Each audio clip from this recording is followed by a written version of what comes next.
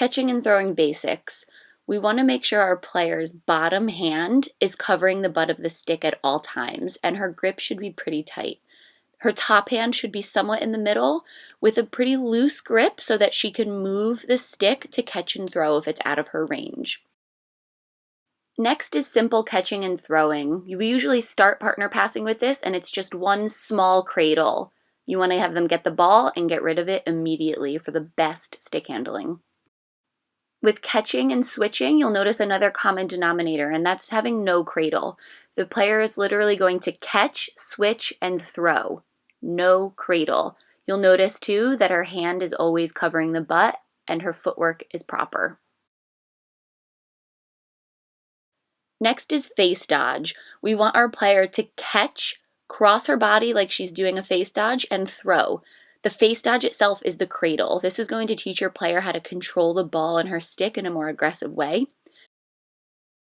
Adding shooting space into your partner passing sequence is really great for your players to get stronger arms and wrists and, of course, control the ball in an uncomfortable situation.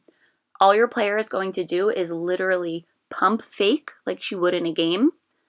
And it's important to note that the more advanced players should have their sticks parallel to the ground when they pump fake, and the beginner players can have their stick angled up.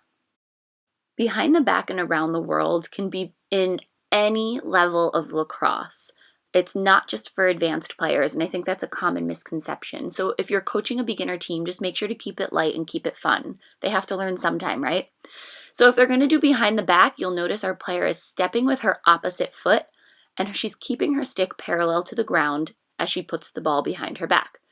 Now with around the world, she's stepping with the same foot and again keeping her stick parallel with the ground.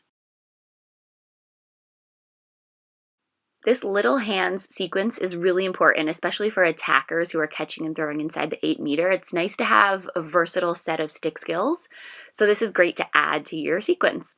You'll notice that her bottom hand is in the middle of the stick and her top hand is just under the neck. The same rules are going to apply for little hands as they do for regular catching and throwing, and that is catch it, one small cradle, and release.